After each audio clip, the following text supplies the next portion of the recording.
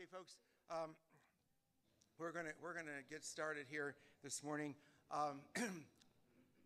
This is a typical Lakeside format in that each day we get a little bit later, a little bit slower, because we're on lake time and people get more and more relaxed each day. So tomorrow we're not going to start till 10 o'clock. No, just kidding. Anyway, I want to begin by saying welcome to you and a couple announcements here.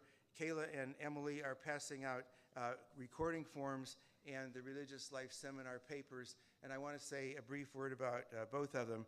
First of all, if you missed Dr. Greg Sterling's presentation, his sermon on May 26th, or any of Dr. Angela Gurrell's presentations this week, or will miss one tomorrow, they're all going to be recorded and sent to you by Mike Malakar on your phone in a downloadable format.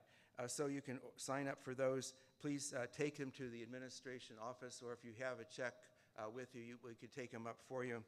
If you're going to do the credit card, you need to do that up at the administration building, and you may want to order several of them while you're at it. Then I want to mention about the Religious Life Seminars to give you some things to look forward to in the coming weeks. I want to say that yesterday, Dr. Gurrell talked to us about what we can do, and the second seminar, Front Porch for All People, led by Reverend John Edgar.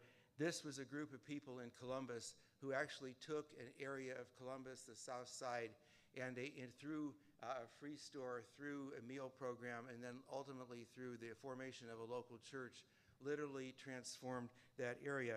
And it will give us an idea of some practical things that we can do. I know some of us thought about the prison ministry and the recidivism rate and all that, and it's pretty discouraging and it's pretty depressing.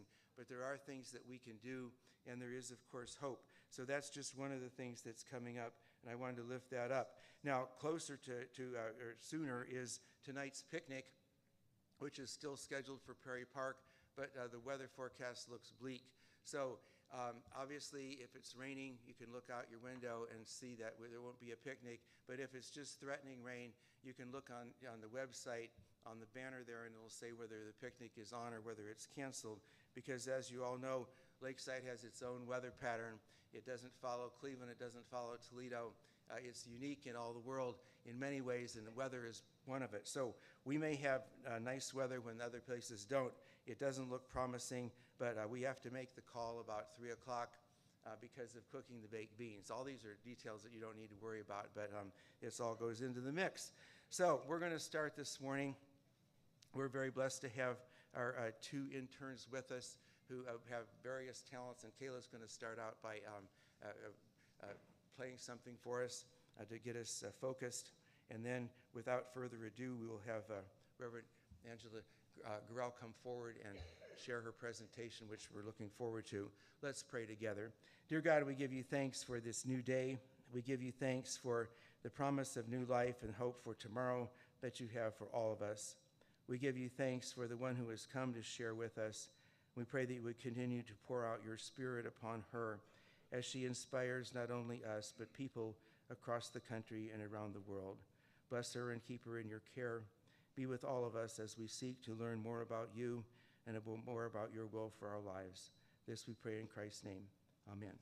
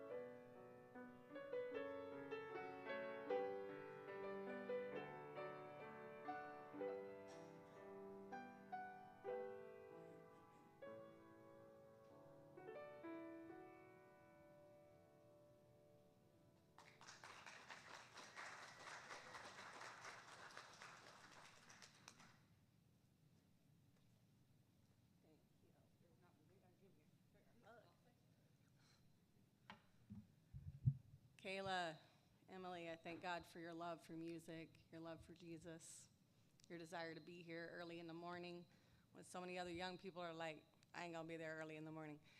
I thank God for your love for environmental science, for creation care, your love for young people, for your desire, both of you, to lead people toward God.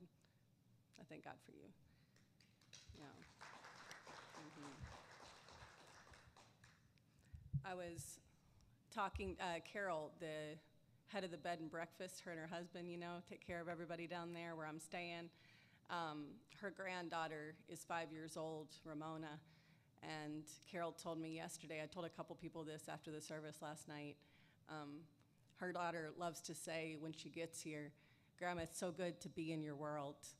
And then when she leaves, she says, oh, we have to leave your world now? And she's like, yeah, it's time to leave your world, my world. So it's so good to be in your world this week. I love it. James Fenley is one of the teachers at the Center for Action and Contemplation in Albuquerque, New Mexico.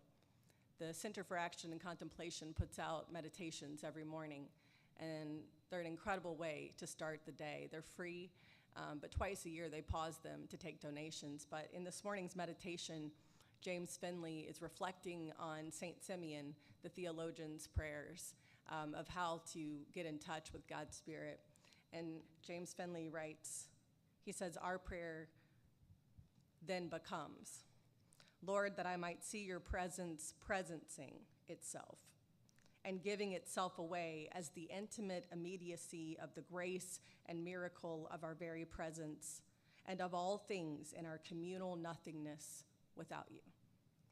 Help us to understand that the generosity of the infinite is infinite, and that we are the generosity of God. We are the song you sing. If you were here yesterday, you know that I told you about being a volunteer chaplain at a women's maximum security prison and the way that those women opened up my heart to joy in the midst of profound grief. Today, we are going to talk about how I'm going to talk about, and then I invite your questions and illuminations about ways to enter into God's joy, but ways to open ourselves to God's joy, what I call gateways to joy, that I have discovered in my research over the last 8 years of studying joy, thinking about joy. I promised you that if you came back today, that we would talk about very concrete ways to live open to joy. And I'm going to fulfill that promise this morning. Today is part 1, tomorrow is part 2. Before we jump into them, it's important to explain that there are 4 forms of joy from our research. Again, if you haven't been with us yet this week, I was a part of a joy project at Yale, and 234 scholars contributed to this project from 130 institutions. And so there's 4 forms of joy. The first is it is a feeling. That's what most of us think of when we think of joy. It's a feeling, or maybe more specifically, an emotion. It's the kind of thing that we attach to a moment.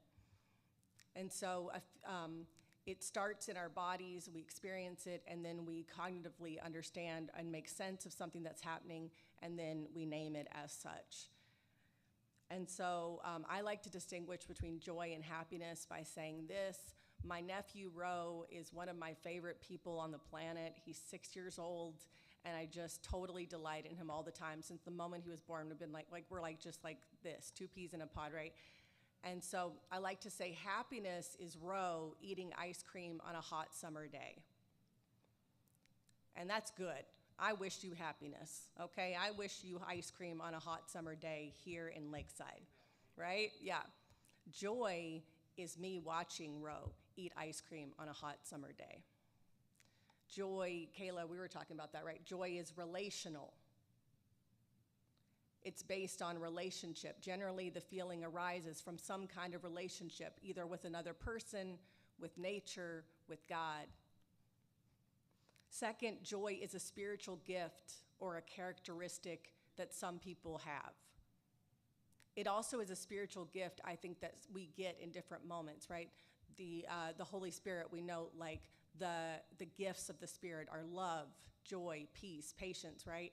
And so it's a spiritual gift. It's a characteristic that some people have. And I said last night at the Vesper service that this is why we need to try to rejoice in community, because we need each other, because some people have this gift of joyfulness that they can bring into community. And it's why all calls in the Bible to rejoice are communal calls. I said last night, y'all rejoice. Y'all rejoice.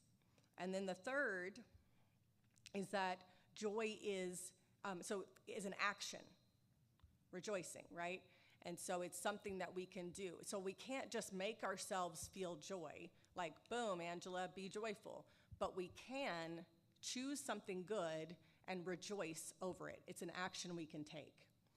And then fourth, joy is a virtue. In other words, it's something that we live postured toward and we try to cultivate as we live open to it.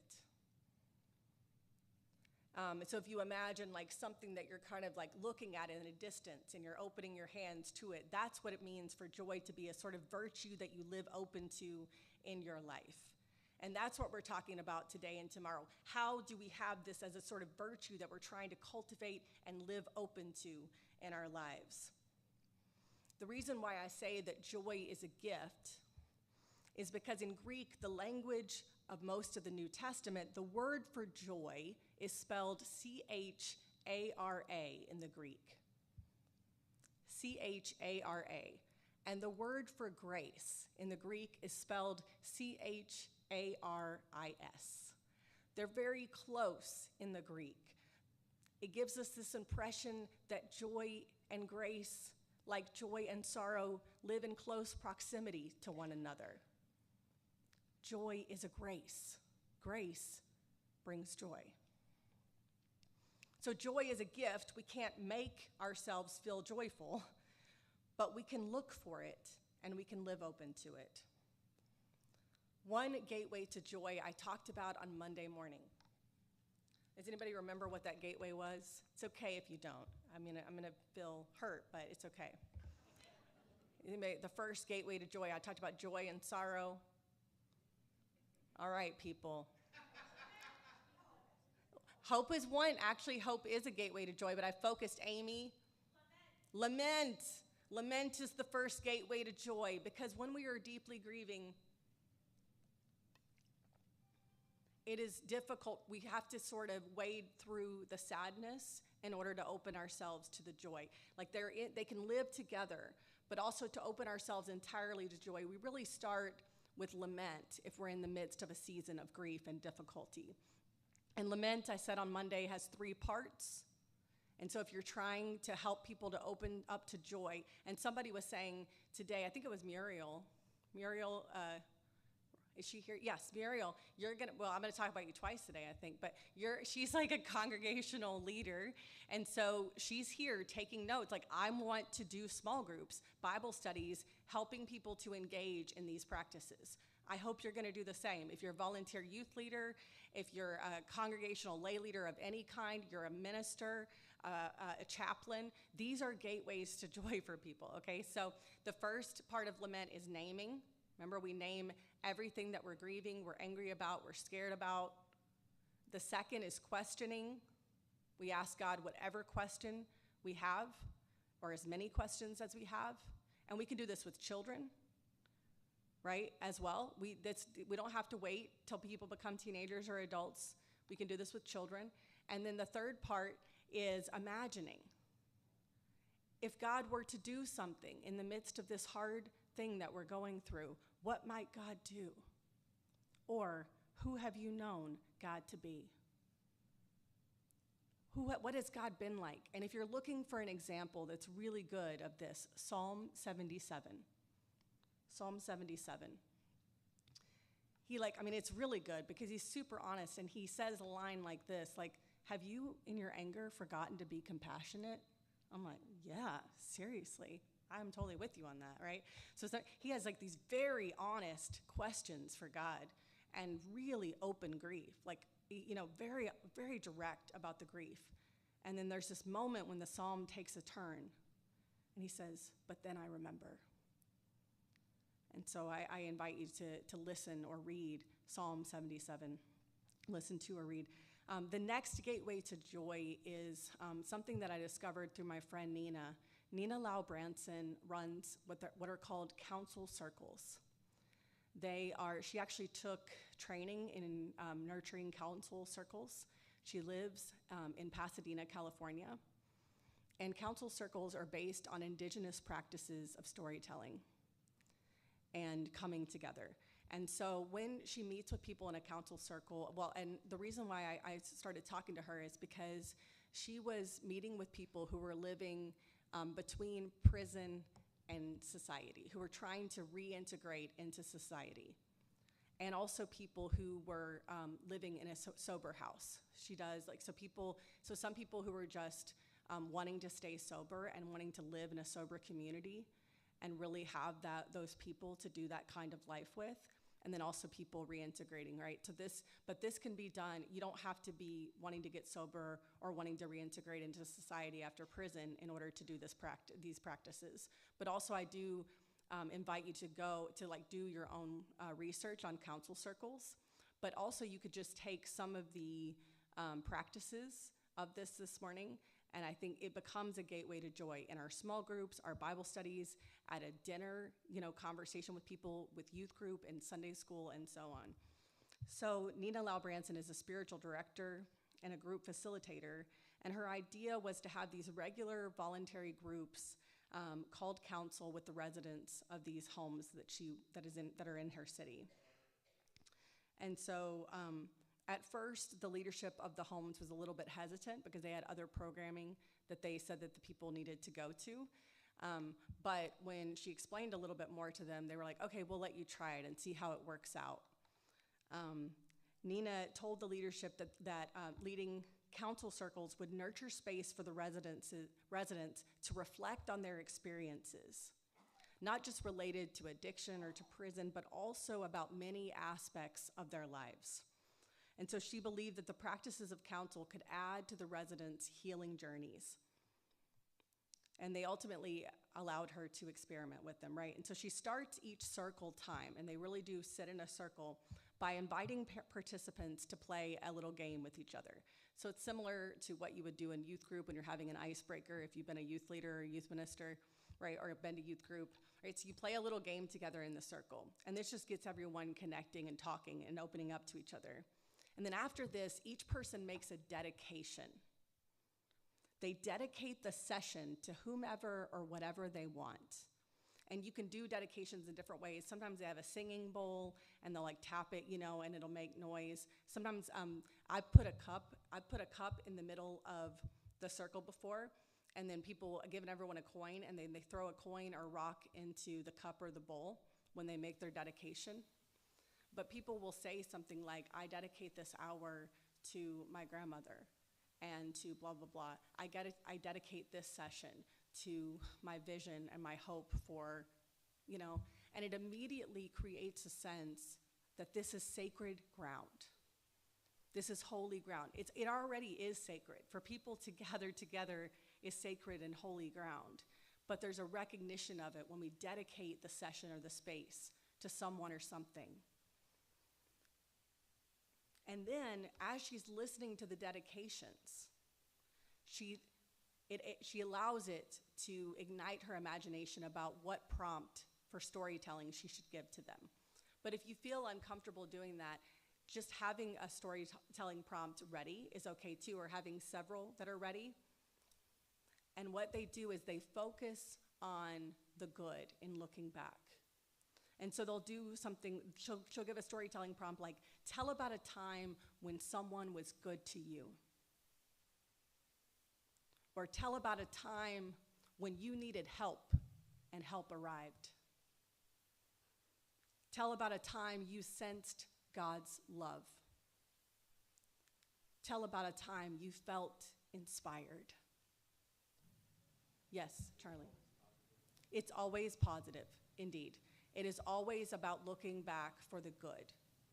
And I'm going to come back to this toward the end. Right. Not the time that someone cut you off in traffic. No. You want to you're trying to bring in, and I'm going to say more about this in a little bit and why this is so powerful. So this is one way of getting at the good. But essentially, in order to open ourselves, remember if you weren't here earlier this week, I'll say this. Joy is the recognition of and connection we feel to meaning, truth, beauty, goodness, one another, God. So it's recognizing and feeling like it has something to do with us. Meaning, truth, beauty, goodness, connection with others, God. So if we want to open ourselves to joy, we got to get in touch with those things, right? And so this storytelling circle becomes a way of getting in touch with the truths of our lives, with the meaning of our lives, the goodness of our lives. Tell about a time God was trying to tell you something. Tell about a time you experienced awe and wonder. And you can imagine as one person shares, it ignites, another person begins to share. And then this other person, because as you hear this one person talk, you think, oh yeah, that reminds me of this story in my life, right? And so you're sharing stories back and forth. And then at the end, toward the end of the council circle, if someone does not want to share, Nina always says something like, we will hold stories in silence too, recognizing there is still a story there, even if someone does not speak it aloud. And then after everyone who wanted to share, and this is really important, after everyone who wanted to share has done so, Nina leads a witness round, where group members share things like, I heard someone say, or I resonated with, I was moved by. And this teaches us active listening to one another, deep presence. Do you see how this is a gateway to joy? This ability to connect with each other deeply, to name truths together, to see the meaning, to see the something more that lies beyond what we can actually see, and so these council circles are a gateway to joy because they embody storytelling, witness, and witness. When I look at the biblical account of suffering, James Cone says, in God of the Oppressed, the Bible is not so much about why we suffer, but about what God in Christ has done about human suffering. And what I see consistently throughout Scripture is that God is a witness to people's pain, and God is with them in their pain. If we want to be like Jesus, witness and witness, also in life's goodness. Nina has heard powerful things from men and women who have been a part of the groups, things like, you've given me my life back. I have remembered things that I had long forgotten. There really were people who have loved me. Reflections like these are forms of healthy relief and comfort in the midst of pain. Not only this, but there is joy in remembering the good that has happened to us and has been given to us. Now, the next gateway to joy, I need a little bit of crowd participation, and we could run around with a mic. Do you want to run around with the mic? A little bit? Okay, good. We're going to run around with the mic a little bit. What are you rejoicing over this week at Lakeside? Do you know somebody who got a job, who graduated, who's celebrating sobriety, who retired recently, got married? You got a child that got married, a grandchild who got married, you got married, What's going on in your life? What are you rejoicing over today? It could also be something simple. Anybody else? Anybody got something that they're rejoicing over today? Oh, yeah, we got down here. Yeah, I got these ladies doing the Price is Right, y'all. They really are. Come on down, Emily. Y'all, you got nothing you're at Lakeside. What is there to be sad about? Okay, yeah, we got this right here. Yeah, keep going. Yeah. You just said it, being at Lakeside and trying to remember the simple things, me being able to see you, hear you, the ability to show up here and walk, and the things I take for granted every day that not everybody enjoys. When people finish, we say, we rejoice with you. We rejoice with you. We're looking forward to our children and grandchildren being with us in about 3 weeks. We rejoice with you.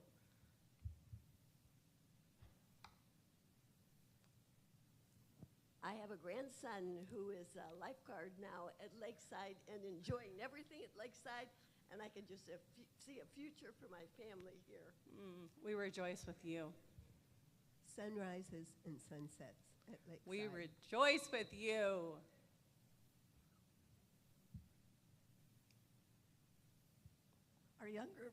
Our younger daughter is getting married, and next week we go home and we pick out wedding food at the wedding venue for the celebration that will occur next year. So. We rejoice with you. That reminds me of the wedding that happened in the park. There were so many people in pink. I never saw so many colors of pink. It looked like a garden. We rejoice with you.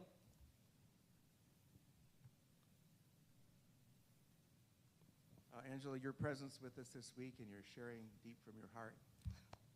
We rejoice with you. All right. You all, in a church, John's Cathedral, St. John's Cathedral in downtown Los Angeles. Y'all know I live in LA, so I know a lot of people and I do things in LA. So in St. John's Cathedral, I was there one Sunday morning to listen to my friend preach, and they said, if you have something to rejoice over, come and stand around here with us. And people just came down. If you have a birthday, does anybody have a birthday? Ooh. Saturday. How old are you on Saturday? 18 years old on Saturday. We rejoice with you. Happy birthday.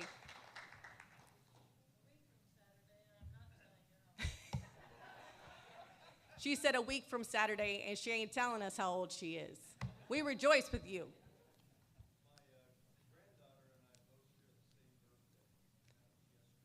His granddaughter and him both share the same birthday, and it was yesterday. She's 15, and you're what? And he'll leave it at that. We rejoice with you. Come on, we got to do it one more time. We rejoice with you. Yes. And so they all come down and they gather around, and the rector of the cathedral literally is like getting their response. He repeats it. We rejoice with you. We rejoice with you. We rejoice with you. And I'm like, I don't want everyone to hear me. I forgot we're recording too. Okay. I get excited. Do you see? Okay. So he's like listening to everybody's thing, and he's like, I got 1 week sober. We rejoice with you. My birthday, everything that we just heard, we rejoice with you. We rejoice with you. I got a job. We rejoice with you. And y'all, I'm not even the one running down the aisle. I'm not even the one strolling down the aisle. The joy is contagious. And I say to my friend, how often do you all do this? Once a month. Once a month. Take it back to your communities. Take it back. That's another gateway to joy, rejoicing together. And very related to this is gratitude. Gratitude is a tremendous gateway to joy. We've been talking about addiction this week. I know in AA community that everyone texts each other every morning a gratitude list. They text it to each other. And they said, one of the members told me, some mornings I don't want to do it. I really don't want to do it. But because these other people are counting on me, and because I'm counting on their gratitude, I figure out what to be thankful for. And so starting each day is a tremendous way to open ourselves to joy. No matter what is happening in our lives, we can write about what we are thankful for in a journal. We can go on a stroll and tell God what we are grateful for. We can draw our gratitude. If you have children or grandchildren with you, you can start your day by drawing gratitude. You could write things on slips of paper and add them to a jar that you can see daily. Becomes a representation of your joy. Your thankfulness does not have to be extravagant. You can thank God for the way the light is coming through a window, for the fact that you have a full fridge, for the ability to read, or that bird that visits your yard daily. Another way to get in the way of beauty, Muriel said it during Rejoicing. Muriel and John are two of the Lakeside residents that I've talked with this week that get up every morning to watch the sunrise. And Muriel and John often take pictures of the sunrise here at Lakeside. There's a sunrise, and for you all, there's a sunset every day, okay? And for me, for us, the three of us, there's a sunset every day as well. Here at Lakeside, you can get in the way of beauty. And you can do it in your homes as well, in your neighborhood. You can look out the window at the ways the trees are flowing in the wind, dancing in the wind. For me, I do love the night. And I often set my alarm during the full moon. When I hear that there's a full moon, I have an app that tells me I'll set my alarm, go outside and look at this time because there's a full moon tonight. Every day, we can get in the way of beauty. Beauty is a gateway to joy. Our brains are powerful. This was what I was telling you I was going to tell you in a few minutes about remembering the good. We powerfully recall the bad. Our brains are very powerful, and they have a special ability to mostly remember the bad, to protect us. All right, so when we put our hand on a hot stove, we remember that we did that, and it was a bad idea, right? But it's hard to remember the good. We have to work a little bit harder to do so.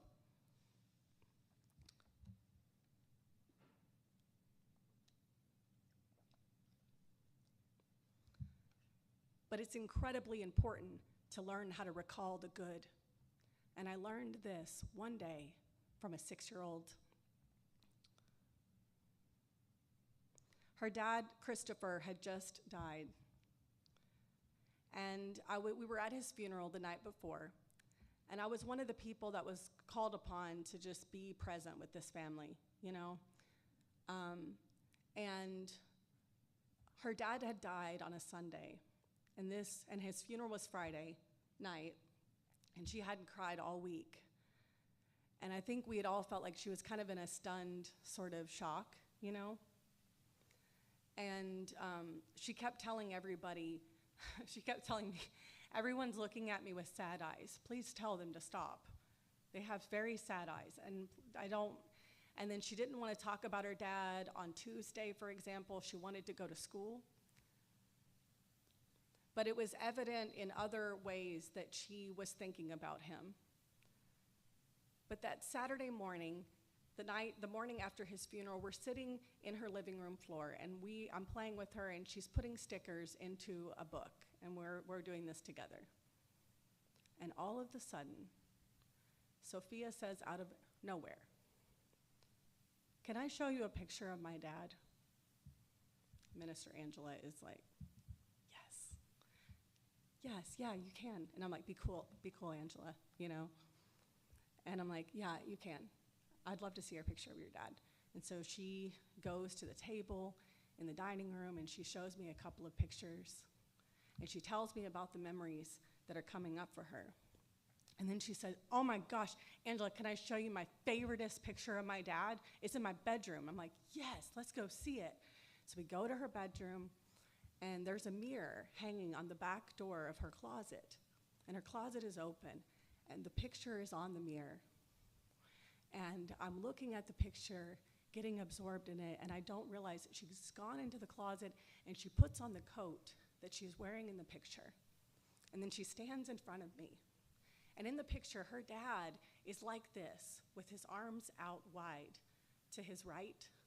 And she's standing in front of him, and her arms are out wide to the left, and they're making an X. And she stands in front of me with the coat on that she has in the picture, and she says, "Would you put your arms out like my dad's were in the picture?" And I'm like, "Yeah, I will."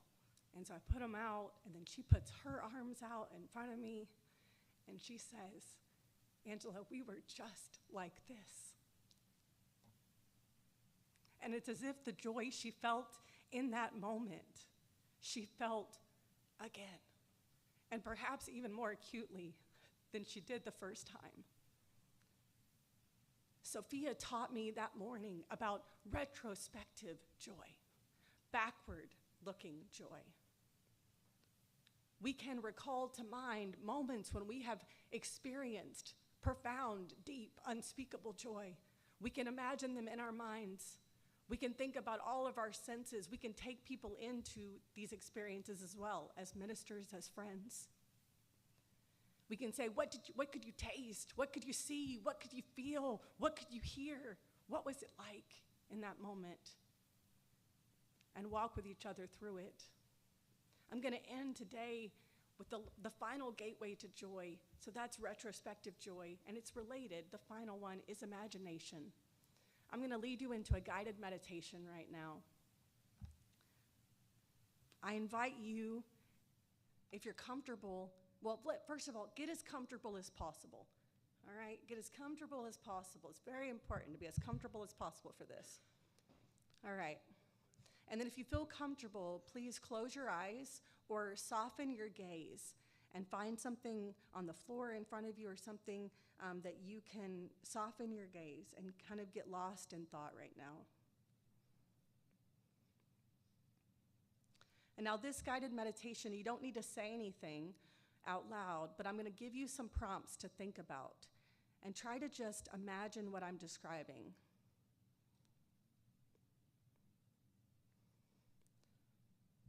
Can you roll your shoulders back a couple of times?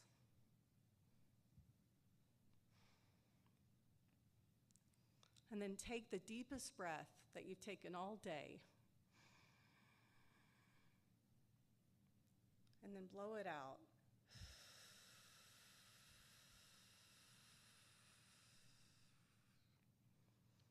And try it once more.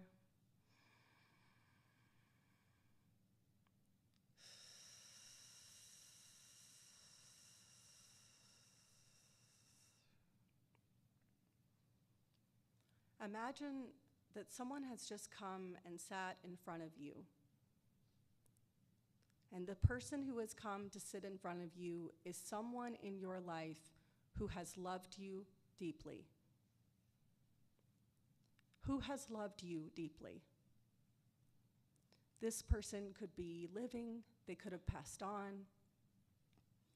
They could be a parent, a spouse, a grandparent, a friend, a coworker, a mentor. Who has loved you to life?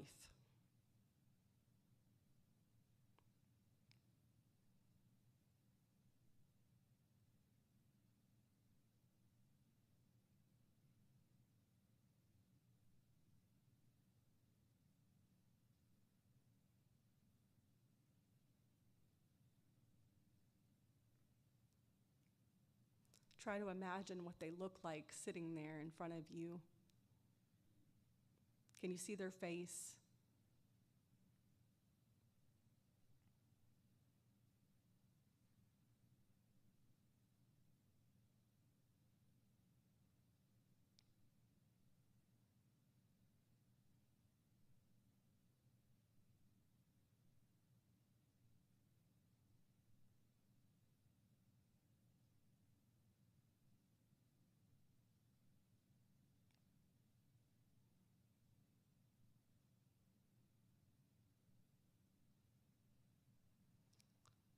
Now imagine that they take their hands and they put them into yours and they hold hands with you and they say something to you this morning that you really need to hear. What do you need to hear from this person who has loved you?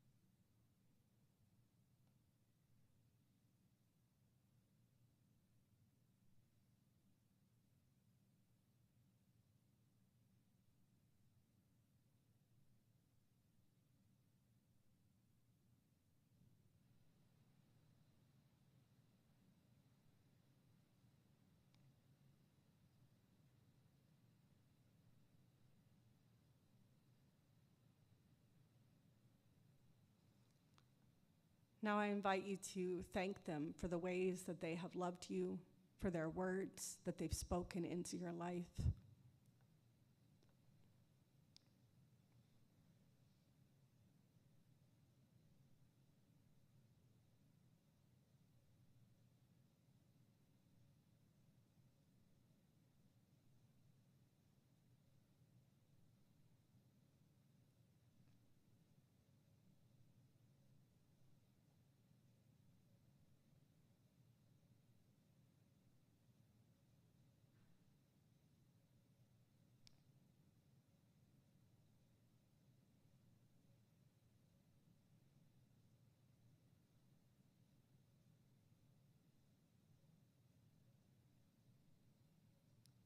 Now you can give them a kiss or a hug or both and tell them that you'll see them later.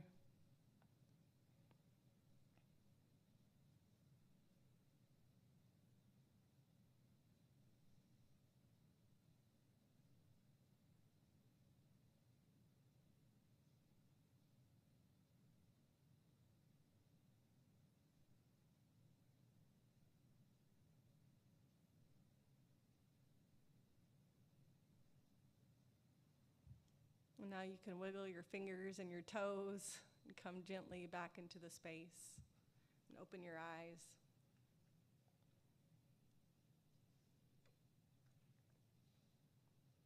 I learned this practice from my friend Patrick Reyes. He's the author of 2 books. The first one's called Nobody Cries When We Die, and the second book is called The Purpose Gap.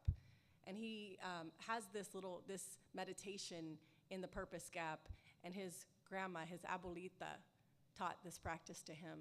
And he does this practice regularly with his children. And sometimes ancestors show up. Once his daughter described his great-grandmother to him in this practice.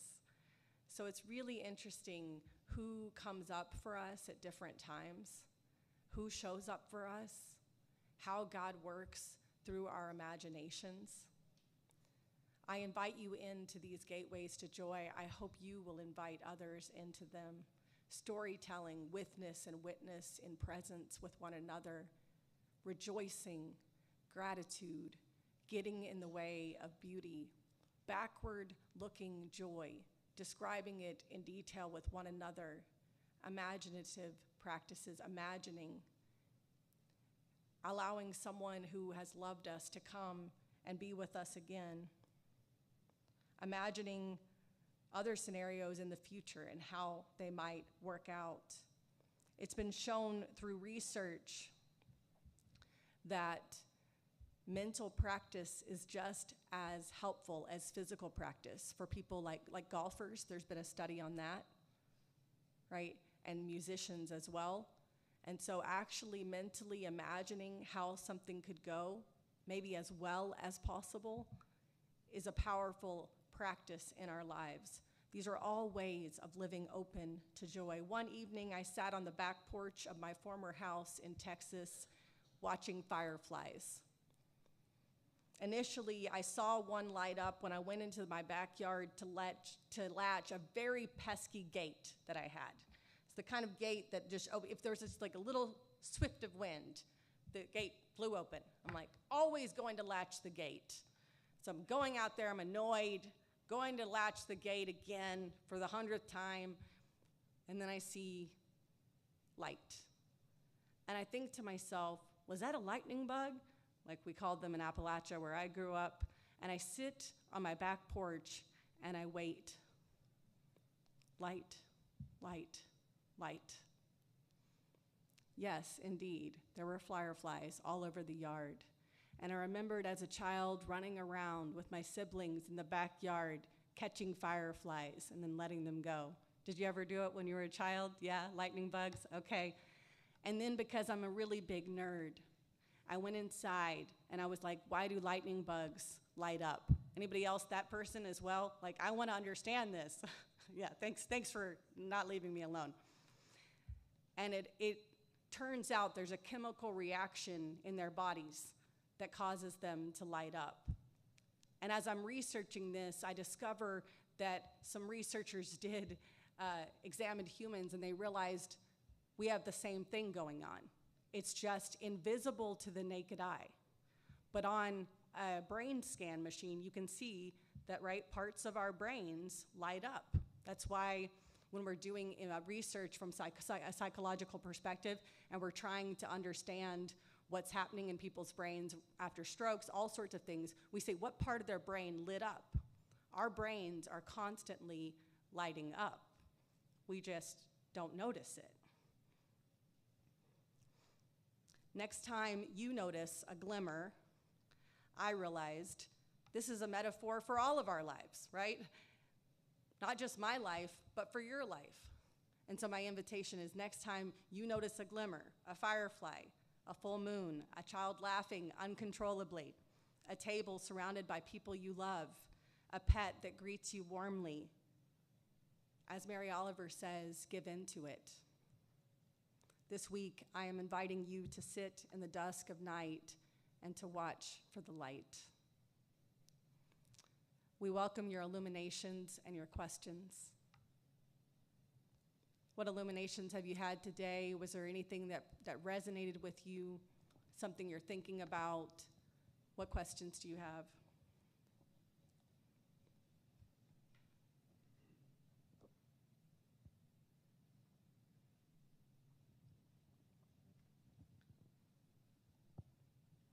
This is probably a trivial question, but I've been sitting here struggling with the difference between happiness and joy, and I was wondering if you could just elaborate on that a little bit more. Yeah, so there's different ways that I talk about it other than Ro eating ice cream on a hot summer day and me watching Ro. I think that, Miroslav Volf, I was on his research team at Yale. He's a theologian. He says that happiness is pleasure and joy is pleasure plus meaning.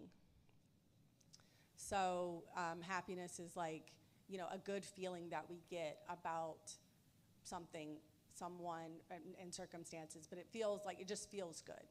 Whereas joy doesn't always, it's a little bit more profound than that. So joy is modifiable in a way that happiness is not. There's sobering joy, quiet joy, transformative joy. Joy as a bright sorrow, yes.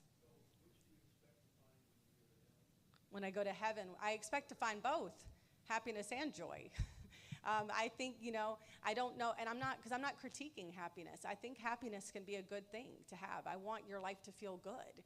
I don't want your life to feel bad, but I think that joy has a grit that happiness doesn't. It's able to withstand circumstances that happiness doesn't necessarily, we don't generally, we're not, in the midst of profound grief and thinking I'm really happy right now, but we tend to think I'm really joyful, I'm experiencing a deep joy right now.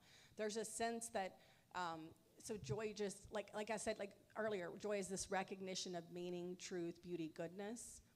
Joy doesn't need good circumstances to be felt, but there's a sense that happiness does. And so I'm thinking about that theologically, though. There are psychologists that are not me that think, happiness and joy are a little bit closer together than I do. I, as a theologian, feel that theologically speaking, we can distinguish them. Also, Thomas Aquinas, he said joy is the ultimate positive emotion. All other positive emotions are caught up in joy. And then I think joy is this gift of the spirit that's different than happiness in that way as well. The final thing I'll say is that etymologically speaking, thinking about words and how they come into the English language, happiness is a newer term than joy. Joy is older, it's found in the Old and New Testament, whereas happiness did not become a common word that we used until the 1700s. This comes from Adam Potka's book. He's a literature professor, The Story of Joy. And it's a really fascinating book. I loved it. I recommend it. And so he says happiness, initially, when it came into the English language, it was a calculus of material conditions. We looked at how much we had, and we said, I'm happy with it. And that doesn't tend to be the way we talk about joy. And so a lot of times how we understand how the human race understands emotion is we look at how people talk about it and how they use the language. Like that's one way that we research it. I hope that helps a little bit more. Yeah. This is kind of a follow-up to happiness and joy. One of the translations of the Beatitudes uses happy are those, blah, blah, blah. And Yeah. I'm wondering if maybe, based on your thinking, maybe it'd be better to be joyful are those yeah. who suffer or who are meek, Yeah, et cetera. it's so funny you bring this up because Amy and I were talking yesterday. Amy Gingrich is on the Religious Life Committee here. She is the executive director of Menno Media, the publishing house of the Mennonite Church, and I'm a ordained Mennonite pastor. And we were talking yesterday about the new Bible that they're creating, an Anabaptist Bible. That's like one of the major projects she's working on. And she was like, we used the CEB, the Common English Bible. And I was like, oh, really? No, but I love the CEB because, and one of the people who worked on it is New Testament scholar Joel Green. And I have so much respect for him. And so I love the Common English Bible a lot. But one thing I noticed was that they constantly translated joy as happiness or happy. And as a theologian who studied the difference, I was like, yeah, so I 100% agree with you. I think the Beatitudes it would be much better to say, joyful are those. Yes. Yeah. Thank you. For a person of a certain generation, We're recording, so we need you to be on the mic. Yeah. I think for, let's say, older people, blessed is still more meaningful than either happy or joyful. Okay. Blessed.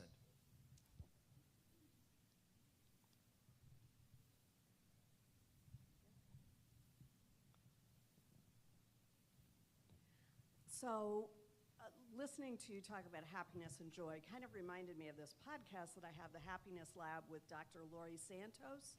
Do you know her? I know. We both worked at Yale, and so I don't know her personally, but I know her work, yes. So I think her podcast originated with a class that she taught that ended up being That's right. very popular. Is that the same sort of thing that you have done with your classes and how, our team and that team, like it's a really, like, so she did this course at Yale, and it was like this course all about happiness. And so there were 2 classes, and like hers was the most popular class that's ever been taught at Yale. And she allowed as many students as like that wanted to register for the class. And so a lot of people have heard about this happiness course that she did at Yale. And I was teaching a class in the humanities department called Life Worth Living. And so we would always kind of joke on our team, like, it would be good for you to understand what makes life worth living and then take this class on, like, opening yourself to happiness. Because happiness, like, there's an assumption there in her course, and I really do have a lot of respect for Dr. Santos and her work. She's an incredible researcher, and her class is about, it's very similar to what I'm doing this morning. It's about every week she looks at a different practice that makes for a happier life. But I think the question I would have is happiness the point of life? Was Jesus happy? I think we look at Jesus' life, and especially the last 3 years, and I would say there was a lot that was really difficult. His ministry was a difficult ministry. He spent a lot of time with people in pain. So is happiness the point of life? And if it's not, what is? Is there something we ask in Life Worth Living, what kind of life is worthy of our humanity? What is worth wanting?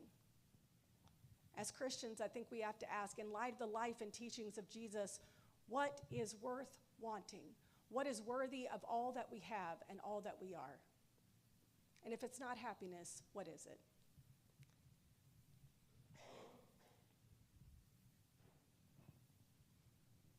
I was wondering if your friend Nina that did the circles, the gathering circles and the gratitude, does she have anything written that would help start that? That is great. So you can go to the Council Circle, like you can Google it, Council Circle Method. I think the Center for Council maybe is what it's called that she did her training with. And there might be online training now because this book was written, by the end of 2020, it was done. And so 2019, 2020, I interviewed her in 2019. So I bet there's some online stuff, now.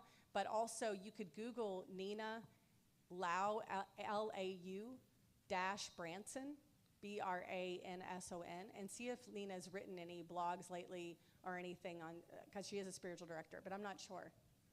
Yes? A related question that, what size group does she use or recommend, you know? That was fun. Yeah, right. It's a technical question. It's a great question, though. I think that it's good to have 6 to 10. Yeah. I don't know exactly what Nina, but in thinking back to my interview with her, I don't imagine that it's much more than 10 people, because you want everyone, it's about an hour long, and you want everyone to have an opportunity to speak. Yes. We can have one. We have time for one more question. Oh, sorry. Okay. Yeah. Yeah. This.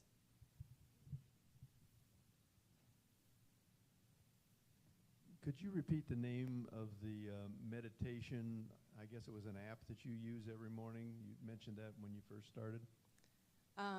Yes. Did I? Oh, yeah. Okay. I was like, what did I mention first? The Center for Action and Contemplation.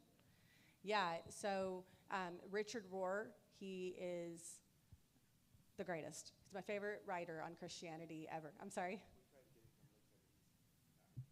Right, yeah, he's not traveling anymore. Charlie tried to get him to come, Dr. Yost tried to get him to come to Lakeside. He's not traveling anymore. I think I'm going to tell a story about hanging out with Richard tomorrow in his living room.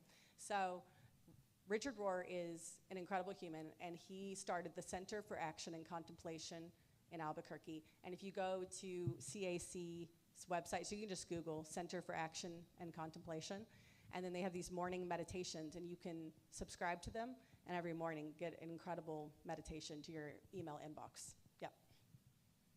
Thank you.